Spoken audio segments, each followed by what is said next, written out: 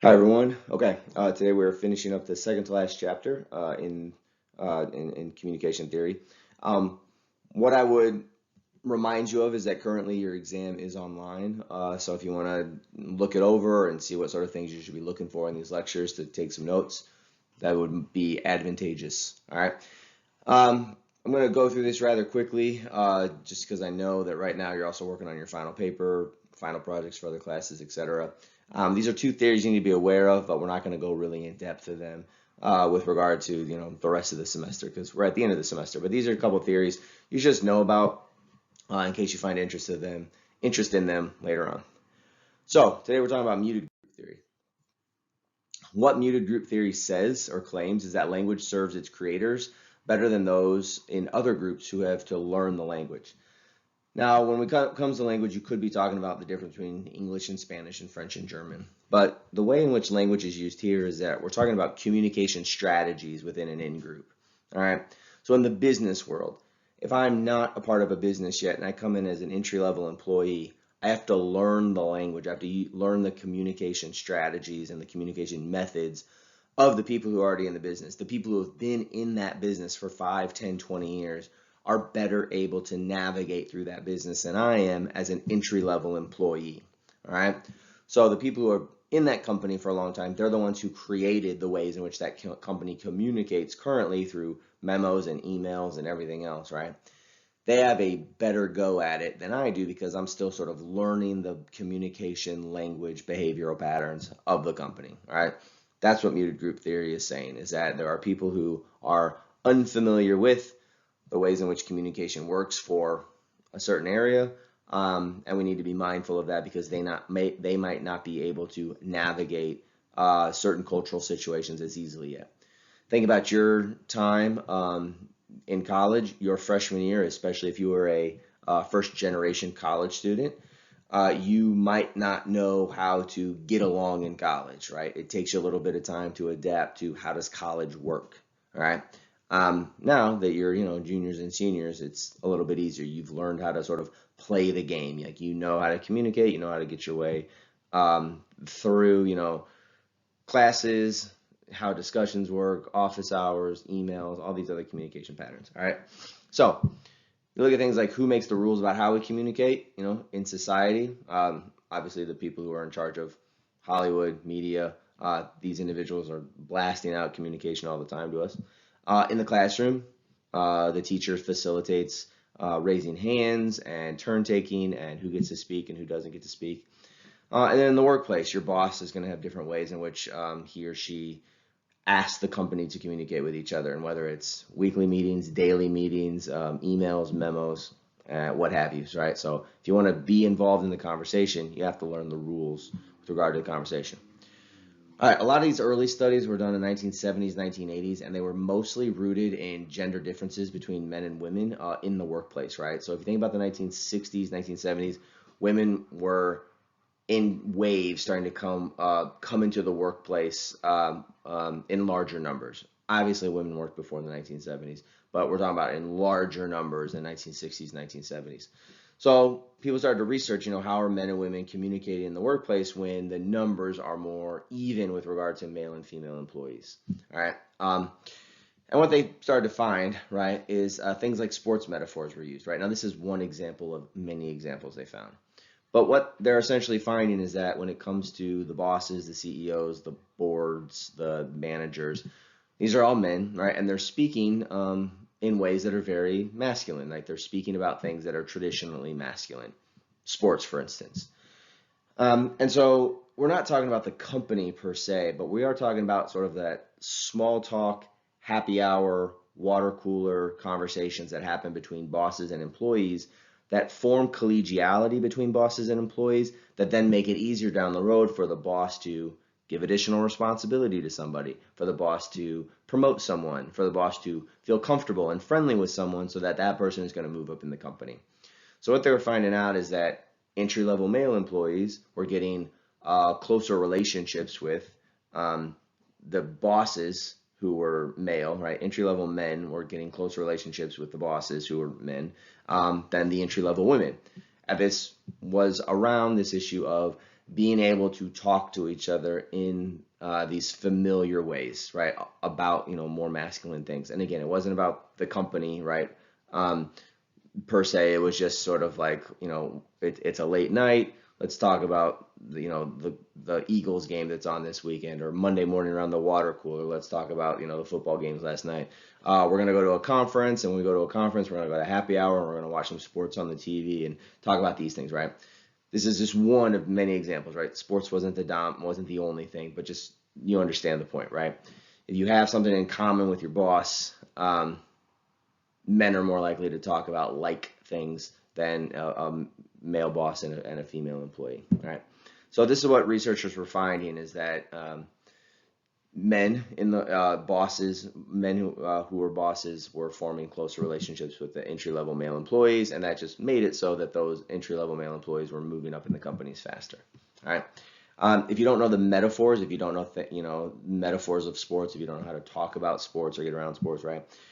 It's hard to communicate and fully engage in the workplace, right? Again, not about the business per se, but about sort of the small talk things that makes relationships. So you have to learn how to form collegial relationships with the people you work with, to have those small talk moments, so that you have some sort of shared commonality, so that the workplace is an enjoyable, communal, sort of neighborly type of place. All right. Women perceive the world differently than men because of traditional work and home roles. So again, we're talking about 1960s, 1970s, when this research was originally coming out. So if women have more of a vocabulary to talk about traditional roles in the home, men have more of a vocabulary to talk about workspace. Now all of a sudden, everybody's going to work. We're going to have some moments of miscommunication, right? People are going to talk past each other because they are sort of using different metaphors. They're talking about subjects that are not familiar to the other individual. All right. Now, in the workplace, since men are in positions of power, they get to make the communication rules. Again, things have started to even out a lot over the last 40 years, but 1960s, 1970s, right? They get to sort of talk about how does communication get out? Are we having meetings individually? Are we having them daily? Are we having them weekly? Are we sending out emails? Are we sending out memos? Whoever is making the communication rules gets that power, and everybody else has to learn how to communicate in those situations. All right. So to get into positions of power, women had to change up their communication strategies, or strategies that they were unfamiliar with. All right. And then if we were in the classroom, I'd ask you to sort of just reflect a little bit, right? I mean, I've had lots of examples over the years where students will talk about, if they have a male employee or a male boss or a female boss, perceived ways in which those bosses talk differently to different employees based on their sex. All right. So you might think about this, and maybe you have a boss who, kind of talks to everyone the same, right? I'm not talking about treating people better or worse, but I'm talking about the ways in which they talk to each other, communicate with people, right? Do you feel as if a male boss talks to the male employees differently than the female employees? Does a female boss talk to the female employees differently than the male employees, right? Again, your boss might communicate the same to everybody, but just sort of notice if there's any differences. Students have pointed out some pretty interesting differences over the years. You might have some differences that you've seen as well. Okay. When we talk about some other things with regard to muted group theory, we have to think about policy decisions. So, for instance, the idea of sexual harassment wasn't a thing until the 1990s. Obviously, it happened, but as far as some sort of policy on the book, like it was something that was not perceived by bosses, by CEOs, by politicians who are making laws about these types of things, right? And again, you can get to this question, right? Is it, could it be that because men made the laws, they didn't have a direct experience with these issues, right? So we don't have to be as callous as to say, men didn't care.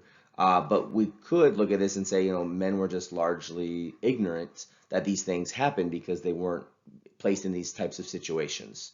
So men who are making the laws and who are making the laws for the country, right, and making the policies for the workplace, if it's a boss or CEO, they were completely blind to sexual harassment happening, so they didn't have a vocabulary in order to talk about these things. Where women knew that these things were going on, and when they would try to communicate them, they didn't have any sort of proper channel in order to communicate these things. So women who were being harassed were trying to talk to their male bosses about this, and they were speaking past each other because the communication strategies are different, right? And if the boss is at the top and the female employees are at the bottom, you look at this and like, who has the power? Well, muted group theory would say, the people who don't have the power, in this instance, female employees, they're having a hard time like getting their needs met, getting policies enacted so that they can go to work and not be harassed while they're at work, right? All right.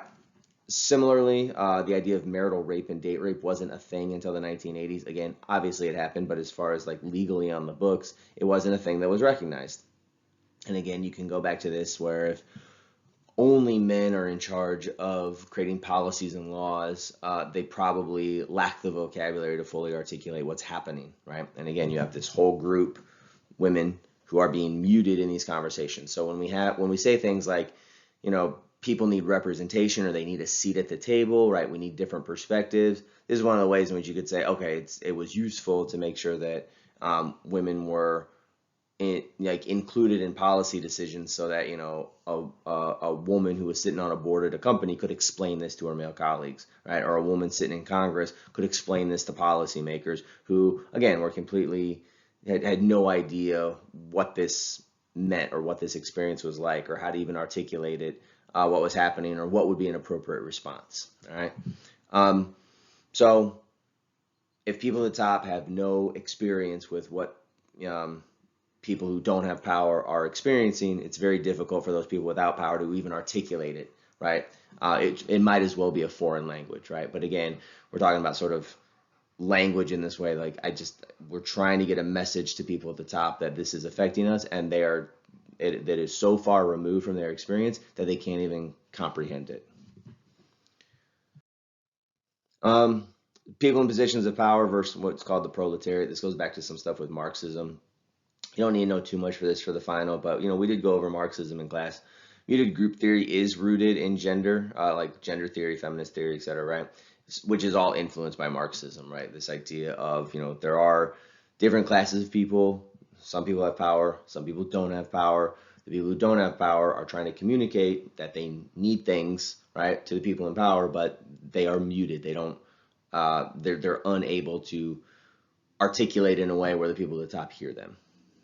All right. There are other perceived muted groups beyond gender, right? So gender was sort of like the first area of study, right? But other groups have picked this up. So people have studied this based on issues of race, nationality, disability, sexuality, etc., right? Disability is something that is of interest, right? So there are different ways in which our world is set up that are very sort of able-bodied friendly, you could say, right? So, automatic doors didn't exist all the time, right? So you walk up to a door, it has that little like handicap sign on it. Someone can push a button, the door will automatically open. That was something that didn't exist, everywhere, 20, 30 years ago. Ramps, to get into certain places, right? That had stairs only. That wasn't something that was always considered, right? The size of sidewalks, the size of sidewalks, the size of hallways, the size of bathroom stalls, right? So you go into the bathroom stall on campus now, there's always one stall that's extra big.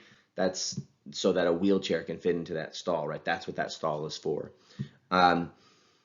So again, if people without disabilities are sort of like the architects who are planning cities, they might not think about these small things. There is a group of individuals who have various physical disabilities.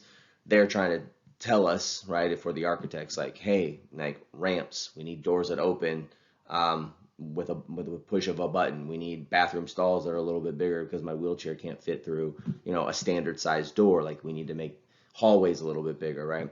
So we just have to make sure that, are there groups that we're not listening to who need certain accommodations so that they can move through the world as easily as everybody else, right? So again, who's in charge of the language? How should the language change, right? And we've talked about this with the First Amendment, right? So should language change through debate or through sanctions? I'm always a big proponent. Like, let's just debate these issues. Let's talk to each other. I don't want to start having this big lawsuit culture where we just start, calling the police on each other because someone said things that we don't like or someone's not letting us speak, right? Instead, just have open debate where everybody's allowed to have a seat at the table. Everyone can voice their opinion. The end. Okay, 1984. We've talked a little bit about Orwell in here. The short of it is, in 1984, there's this language called Newspeak, right? And Newspeak is the language of Oceania, which is this fictional totalitarian state ruled by the party, right? The government of 1984, who created the language to meet the ideological requirements of English socialism, all right? So the party, right? The people in charge, right? The party, they create a language and they say, everybody down below in 1984, in this book, 1984, you all have to speak this language. And if you don't speak the language, if you don't learn the rules of the language, we're going to cut you off, right? We're going to send you to the gulags, all right? So you have the party in charge. They're the powerful people that say, the people below us, you have to learn the language. And the language, the dictionary, this is a central theme at the beginning. They have like new editions of the dictionary that are constantly being issued. And every time a new dictionary comes out, the party cuts more and more words out. So usually you think about a dictionary gets bigger every year. It's like, ooh, we came up with new words, new words, new words.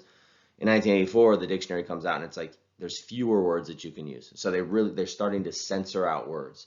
So you have to learn the communication strategies. You have to learn what words you cannot say anymore. Otherwise, you're going to be kicked out of society. All right. So the party has ultimate power. The people at the bottom, the rest of the characters in 1984, they have to learn the rules. Otherwise, they can't get ahead.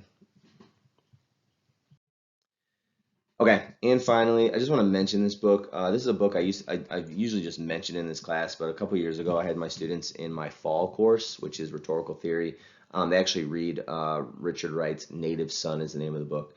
It was written in 1940. It's an extremely important sort of like, top 50 sort of American lit books. You should definitely read it. You should definitely read it. All right. But it is about a young black man from Chicago named Bigger Thomas. All right. Here's a 20-year-old kid from Chicago. All right. And it shows him trying to navigate two different worlds. All right. So in the beginning, he is everything you would think of as this sort of like very just confident swagger, living in Chicago, in a black neighborhood, just, everything you would expect a 20-year-old confident young man to be. Just think of all the bad stereotypes him and his friends running around like they own the streets of Chicago, right? And then he gets a job as a driver with the Daltons, who's this rich white family, and you see him sort of switch his communication, right? And he becomes very meek and mild, and it's very yes, sir, and yes, ma'am, and I don't want to step out of line. Like he's trying to figure out the rules of how to engage in this new sort of rich suburban, white area, of town, right? So the Daltons they speak different language, they live in a different world than he does, and trouble ensues, right? And I'm not going to go into anything, right? Read the book, or take my class in the fall, CAS 301, Rhetorical Theory, or read this book, and there's just a lot of tension, right, between people trying to figure out how to live together when they're trying to communicate their experiences to each other, but there's so much difference that it's really, really difficult for either the Daltons or Bigger Thomas, or there's this sort of group of young communists who play a role in the film too. Or it's not in the book, it's later made into a film. We'll talk about that in a second. There's all these ways they're trying to talk to each other, but like none of them, like their experiences are so different that they just keep talking past each other, right? It's very, very hard for them to understand each other. The young communist in the 1940s book, there's this like small little communist party. It's basically all these like rich white kids who are like down with the struggle now, and they want to like be friends with Bigger Thomas, and so they're trying to talk to him like they know him. And in Bigger Thomas's mind, he's like, I'll hang out with you because I feel like I have to, because you're white people and you have money, and I work for your dads, but you don't understand me at all. So these sort of like very super like lefty, early hippie type of people who are down with the struggle, but Bigger Thomas is like, you don't understand me, like you're not listening. Like there's this huge communication thing going past us, but Bigger Thomas is just, he has no voice the entire book. All right, so okay, A couple quotes from this. He says, why do they make it? This is him, Bigger Thomas speaking. Why do they make us live in one corner of the city? Why don't they let us fly planes and run ships? Which is one of the opening lines in the first couple pages, but I think is great. Where him and his friend are sitting there and they're looking up at the sky. They see these airplanes, and he's talking about wanting to fly planes, but how the white man won't let him fly planes, and this is sort of, you get an insight into sort of his angst. You're like, okay, where's all this anger coming from? Okay, we have a 20-year-old kid who should be in the prime of his life, on the path to success, to whatever life he wants, and he's hitting a wall right away. He's like, I know I'm not going to get anywhere in this world. All right. And then we have the second line: men can starve from a lack of self-realization as much as they can from a lack of bread. So tying it together, right? You have a 20-year-old kid who you've sort of completely cut off at the knees and society's telling him, like, you're never going to go anywhere. It's like, what else do you expect him to do except to try to put on this facade? And that's what he's putting on, this like tough guy facade, of just, being the biggest, baddest dude in the neighborhood. And then he sort of gets thrown into white suburbia. And obviously there's going to be friction there. All right. But again, the book is sort of around this fact, like, he doesn't have a voice. He doesn't feel like anybody's listening to him or hearing him. Sort of like this sort of, ephemeral white man who sort of runs society obviously doesn't give him a chance. But even the allies, if you will, these sort of like very lefty white people who are trying to be his friends, this communist group of people, even though they're friendly to him, there's these side conversations that he's having by himself where he's like, what are these weird white people doing? Like, they're overcompensating, like, this is ridiculous. They're not even listening to him. All right. Okay, so read the book. I'm not going to go into anything, but you should read the book. Okay. There's also, I'm just going to post this YouTube clip. A couple years ago, HBO did Native Son as a film, and they updated it for like 2019, 2018, whenever it came out. But it sort of started to revolve around some of that early, like, Black Lives Matter stuff. I had some students who saw it. They said it was really good. They really liked it. So Native Son sort of set in, the early 21st century with similar types of themes. Obviously, it's not going to be the same theme. It's not going to be the same as 1940, but some students have seen it, and they said that the film did a really good job keeping true to the themes, but updating the environmental context in the 21st century. So I'm going to put this YouTube clip up here. It's a trailer for Native Son, which was on HBO, an updated version of the same story. If you can find it, I recommend watching it. Even though I haven't watched it, I've heard good things about it. All right. Okay, that's all I have for muted group theory. I'll see you all next time. We'll finish up the class.